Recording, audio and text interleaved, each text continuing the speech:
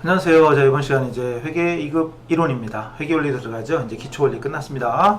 자, 회계 원리로 들어가서 자, 현금 및 금융 상품부터 봅시다. 자, 회계 2급에서 이제 이런 이론 그 분계가 잘 될수록 합격은 쉽게 빨리 올 수 있다는 점. 자, 현금 및 현금성 자산. 자, 우리 재무상태표에 적을 때 제일 먼저 적는 이름이 바로 이 현금 및 현금성 자산이에요.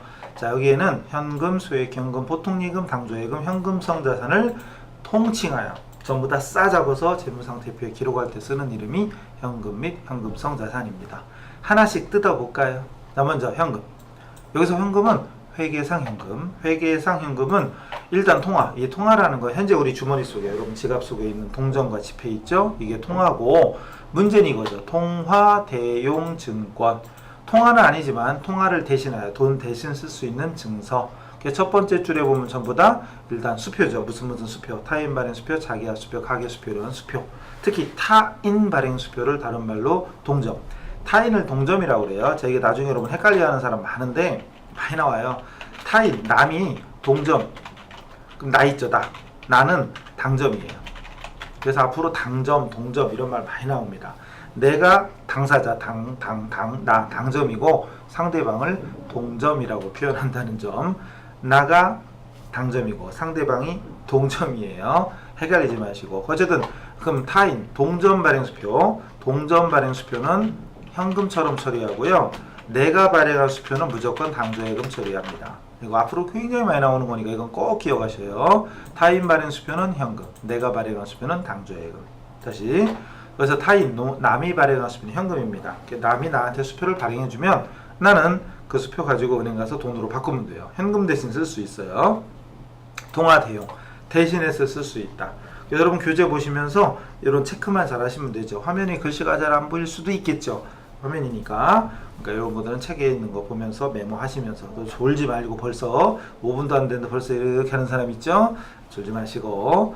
그 다음에 무슨 환, 우편환, 송금환, 뭐 전신환, 뭐 뜻이 중요한 건 아니고 환, 무슨 현금으로 교환할 수 있는 증서, 환, 그리고 주식 배당금 영수증, 공사채 만기이자표 가끔 나옵니다. 그리고 만기가 도래한 일람출고법, 국고송금 통지서 이런 것들이 있다. 이런 것들은 회계에서 다 현금처럼 처리한다. 이렇게 기억하시면 되고, 그 다음 현금 과부족. 이거 중요합니다. 별표 3,000억 같은 3개 쳐놓으세요.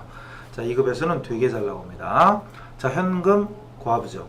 여기서 과는 엔드가 아니고 현금 과잉과 부족, 과잉 부족. 즉 현금이 들어오고 나가는 걸 회사에서는 장부에 기록을 합니다. 기록을 하는데 그 장부에 기록된 현금하고 실제 금고에 있는 현금이 딱 맞아야 되겠죠. 그러나 안 맞을 수도 있어요. 불일치 안 맞을 때가 있어요. 이럴 때 파악될 때까지 일시적으로 처리하는 임시계정, 가계정이다. 일시적으로 임시계정, 가계정입니다. 원인 밝혀지면 없어집니다. 원인 밝혀지면 해당 계정, 이제 밝혀진 원인을 써주면 되고요. 결산 때까지 원인이 밝혀지지 않으면 자비익이나 잡손실로 처리하게 된다는 점. 원인이 판명되면 해당 계정의 대체. 원인이 판명되지 않고 결산 때까지 원인이 밝혀지지 않으면 자비익이나 잡손실. 자, 이게 뭔 소리냐? 문제로 바로 가봅시다. 문제로. 제 교재는 거의 사이사이마다 예제가 있기 때문에 그 예제만 차근히 공부하셔도 충분히 회계원리 익힐 수 있을 거예요. 누가 잘 썼을 거예요, 아마. 자, 봅시다. 가라상사의 현금 출납장 장부에는 95만원인데 실제는 90만원. 5만원이 없어졌죠. 나갔죠. 나가면 대변. 분계 쉽게 하는 방법 중에 나가면 대변 있잖아요. 들어오면 차변, 나가면 대변. 기억나요? 예. 들어오면 차변, 나가면 대변. 대변에 현금 먼저 쓰고 나간 이유를 아직 모르죠. 이럴 때 임시로 현금 과부족을 씁니다. 임시로 현금 과부족을 써둡니다. 이렇게. 그랬다가 2번. 위 부족액 중에 3만원은 외상매입금 지급이 누락된 걸로 밝혀졌다. 그럼 차변에 있던 현금 과부족을 이제 대변으로 없애줍니다. 대변으로 없애주고 차변에 밝혀진 이유. 여기서는 외상매출금이죠. 외상매입금. 여기서는 외상매입금. 어떤 문제에서는 뭐 이자 비용. 써질려나? 안 써지죠. 이자 비용. 그리고 문제에서 어쨌든 써있는 대로 하면 돼요. 이자 비용이 됐든 문제에 나오는 대로 쓰면 되죠. 그죠? 문제에 나오는 대로 쓰면 됩니다. 이자 비용이든 외상매입금이든 여기서는 외상매입금. 제 일부러 이렇게 쓴 건데 보통은 비용이 나와요. 이자 비용, 뭐 임차료, 수수료 뭐 이런 식으로. 그랬더니 학생들이 차변에 비용이구나 이렇게 외우더라고. 아니대요. 어쨌든 현금가부조 차변에 있다가 원인 밝혀지면 없어지면서 해당되는 이유를 써주면 됩니다. 자, 근데 나머지 잔액 2만원은 결산 때까지 원인을 알 수 없었대요. 그럼 일단 현금가부조 차변에 2만원 남았었잖아요. 대변으로 없애줍니다. 없애주고 차변에 잡손실로 바꿔줍니다. 자, 결산 때까지 원인이 밝혀지지 않으면 잡손실로 바꿔주는 점 기억하세요. 원인을 밝혀지면 해당 계정 대체하고 원인 밝혀지지 않으면 잡손실로 처리해라. 잡손실. 현금가부족은 물론 없어집니다. 차변에 있던 현금가부족이 대변으로 없어지고 차변에 잡손실이에요. 주의해요. 시험 볼 때는 1, 2, 3번 셋 중에 하나만 나올 수도 있고요. 당연히 한 개만 나올 수 있겠죠. 일반적으로는. 근데 우리 옛날 시험에 딱 한 번, 한 4, 5년 전? 4, 5년쯤 전에 한 번 이 세 문제가 동시에 다 나왔어요. 문제로. 그러니까 문제 3개가 요 1, 2, 3번 중에 그대로 나온 거죠. 그대로 하나씩.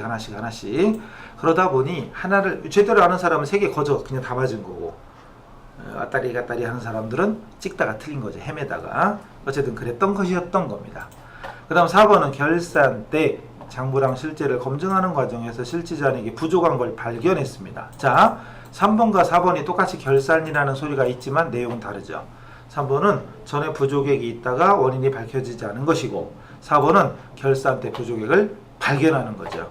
이럴 때는 자, 대변에 현금 먼저 없애주고 차변에다가 직접 잡손실입니다. 이럴 때는 현금 과부족이 아니에요. 이럴 때는 현금 과부족이 아니라 잡손실 처리합니다. 중요한 거예요. 결산을 하다가 부족액을 발견하면 현금 과부족이 아니고 잡손실. 꼭 기억하세요. 1, 2, 3번, 4번 잘 보셔야 돼요. 자, 지금까지 뭐 대충 어떻게 돌아가는가 알겠다. 그럼 반대의 경우도 얼마든지 할 수 있겠죠. 자, 이번엔 과잉시입니다. 장부는 95인데 실제는 105만원. 돈이 많아요. 많으니까 현금 들어왔고, 대변에 일단 현금 과부족. 대변에 일단은 현금 과부족을 씁니다. 그랬다가 2번. 과잉액 중 7만원은 이자 받은 걸로 밝혀졌어요. 그럼 대변에 있던 현금 과부족을 차변으로 없애주고 대변에 이자 수익. 밝혀진 이유를 쓰면 되겠죠. 근데 3번. 결산 때까지 원인을 알 수 없대요. 그럼 현금 과부족 대변에 있던 것 중에 차변으로 일단 없애주고 대변에 잡이익으로 씁니다. 잡이익. 부족했을 때는 잡손실, 많을 때는 잡이익. 그러니까 위에 거 부족한 경우를 알면 과잉일 때 얼마든지 할 수 있을 겁니다. 그 다음 4번. 결산을 하다가 실제 잔액이 많은 걸 발견했어요. 발견한 거죠. 그러니까 기존의 과잉이나 부족액이 결산 때까지 온 게 아니라 결산을 하다가 과잉액이나 부족액을 발견한 겁니다. 이럴 때는 현금 과부족이 아니고 직접 잡손실이나 잡이익. 부족할 때는 잡손실, 많을 때는 잡이익입니다.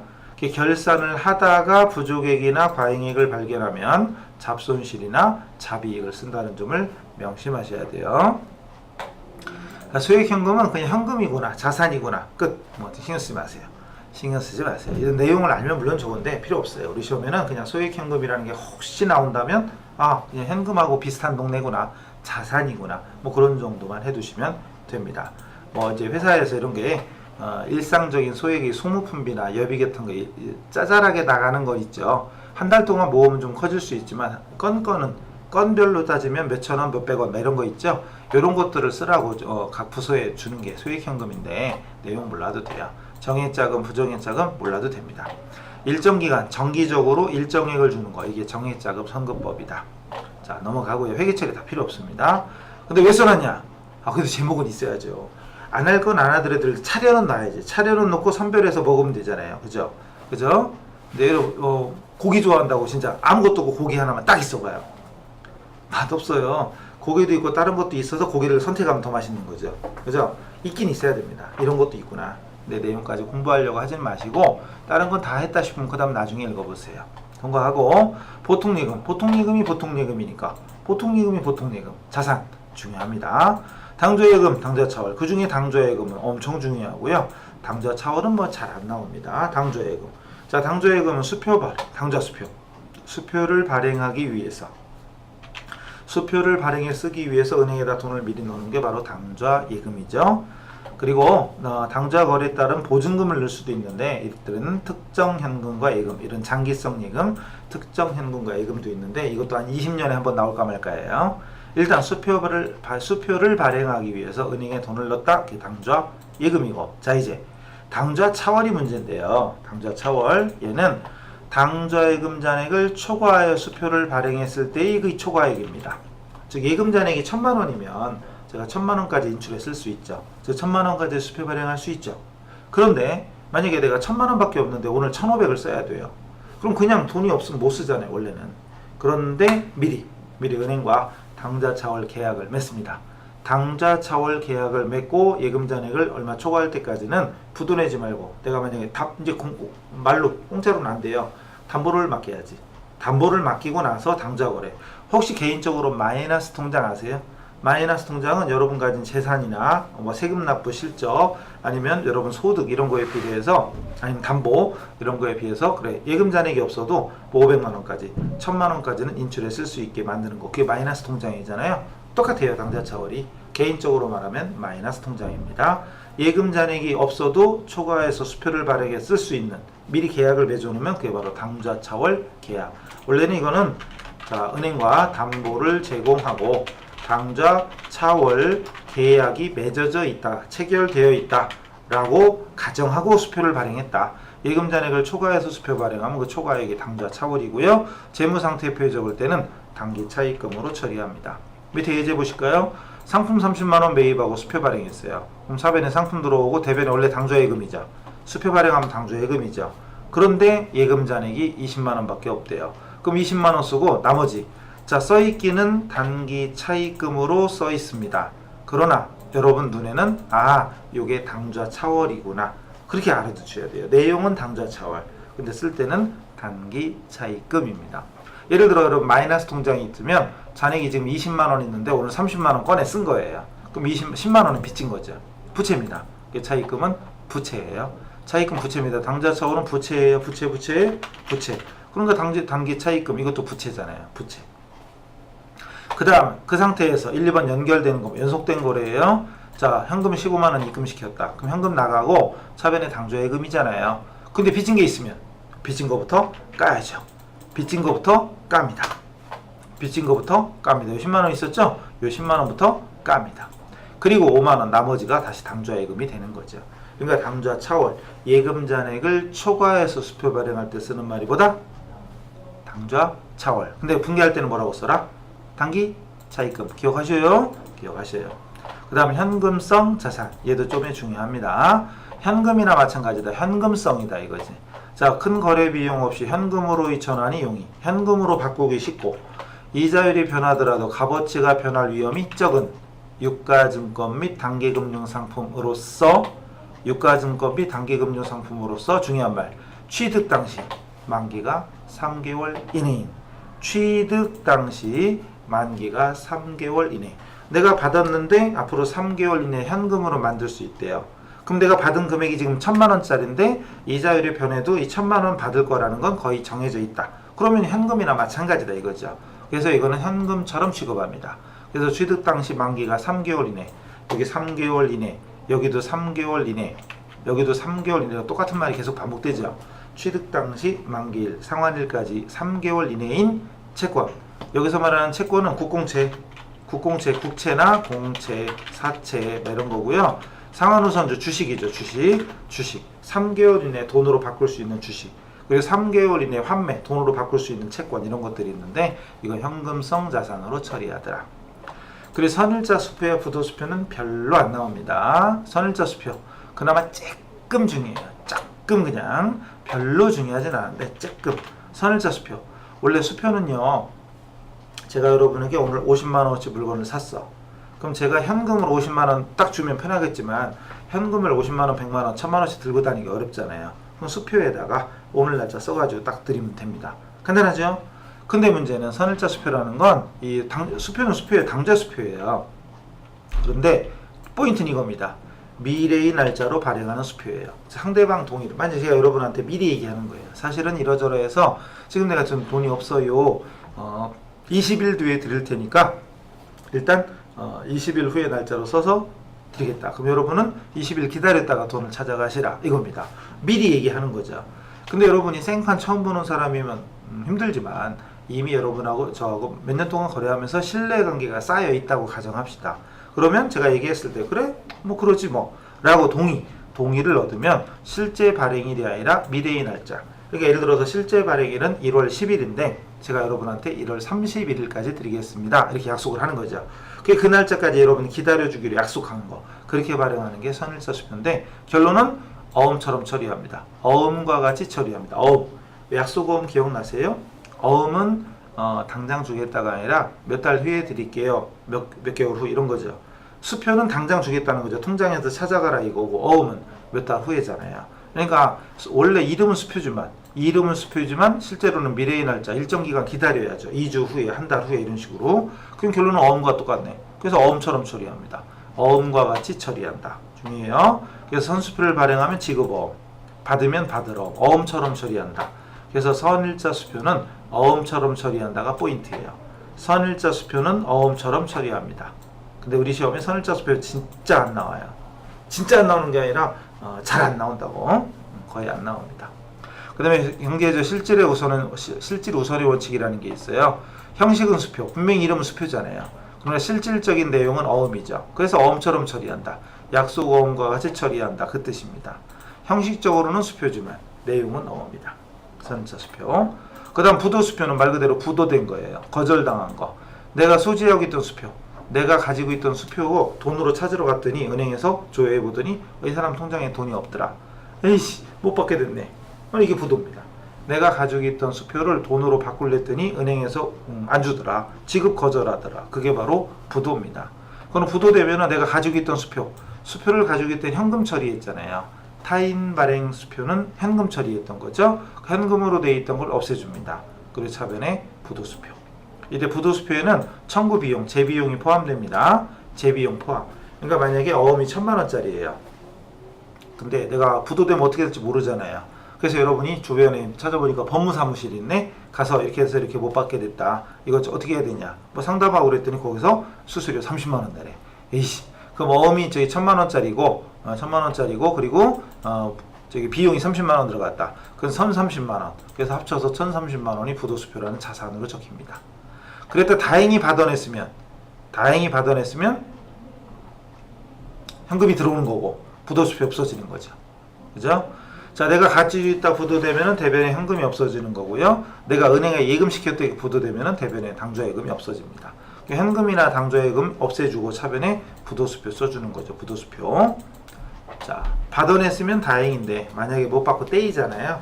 그럼 나중에 뒤에서 배우는 대손됐다 그럽니다. 대손은 뒤에서 배워요. 그 다음 단기 금융상품. 이것도 그닥 중요하진 않은데 쬐끔.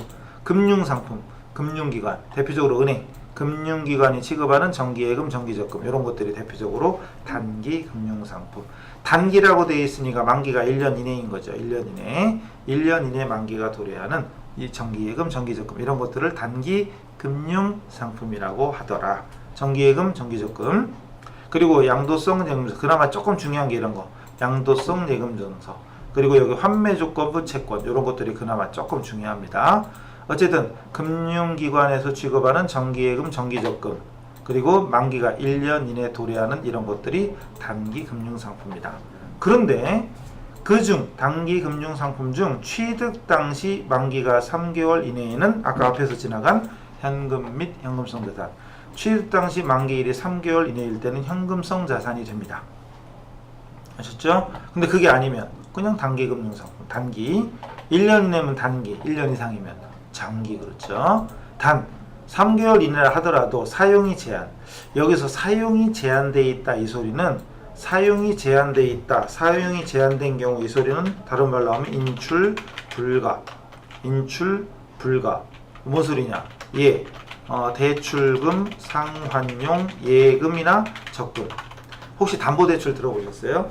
제가 아파트를 얻으려고 담보대출 받았어요. 근데 은행에서 그래. 그럼 대출 해줄 테니 아파트 담보는 물론이고 그리고 통장 하나 만들어라. 그리고 다달이 얼마씩 넣어라. 다달이 얼마씩 넣어라. 그럼 이 돈은 제가 대출 받은 금액을 상환할 때만 쓰는 거죠. 그죠? 그럴 때 바로 사용이 제한됐다고 그러는데 사용이 제한된 경우에는 어떤 경우도 현금성 자산으로 분류하면 안 돼요. 현금성 자산은 바로바로 현금으로 바꿀 수 있는 걸 얘기하니까 만약에 사용 제한되어 있다. 인출이 불가능하다. 그럼 현금성 자산이 아니죠. 그 얘기입니다. 그래서 현금성 자산. 현금성 자산에 뭐뭐 있는지까지. 그래서 타인 아까 통화 대용증권 있었잖아요. 통화 대용증권 중에 아까 취득 당시 만기가 3개월 이내인. 다시 올라가 볼게요. 이거 얘기하는 거 이거. 올라가 볼게요. 여기 있다. 현금 및 현금성 자산 중에 현금성 자산을 지금 한 거죠, 그죠? 그래서 통화 대용증권 그리고 내려가서 보통예금, 소액현금도 이름은 알아두시고 그리고 보통예금, 당조예금 그리고 또 이거 현금성 자산. 이때 현금성 자산은 취득 당시 만기가 3개월 이내인 것이었죠. 취득 당시 만기가 3개월 이내인 여기 유가증권 및 단기금융상품으로서 그랬죠. 유가증권. 근데 그리고 또 단기금융상품 이거죠. 어쨌든 1년 이내가 단기. 근데 그 중에 취득 당시 만기가 3개월 이내에 도래하면 현금 및 현금성 자산. 그래서 이거 시험에 나올 때는 좀 헷갈릴 수도 있으니까 다시 한번 살펴보시어요. 자, 그래서 현금 및 현금성 자산 이런 내용들을 확인하시고 코디 넘기면 아마 여러분 교재에 보면은 그 분계 따라잡기 있잖아요. 여기 분계 따라잡기. 요거는 실제 우리 시험에 나왔던 거 중에 우리 지금 했던 거랑 관련된 내용들을 여기 써놨어요. 그러니까 이런 것들은 그냥 남기지 마시고 제가 종이가 남아서 넣어드린 게 아니죠. 이렇게 넣어드린 게 아니고 또 친절하게 답도 바로바로 해드렸어요. 답도 여러분이 직접 풀어가면서 익혀주셔야 되옵니다. 그리고 분개하다가 좀 막히거나 그런 거 있으면 또 나중에 질문하시면 되겠죠. 그리고 기출 문제는 당연히 말 그대로 기출, 우리 시험에 나왔던 객관식 문제들 쭉 있어요. 근데 이런 문제는요, 술술 잘 풀릴까요? 그럼 선생해야죠.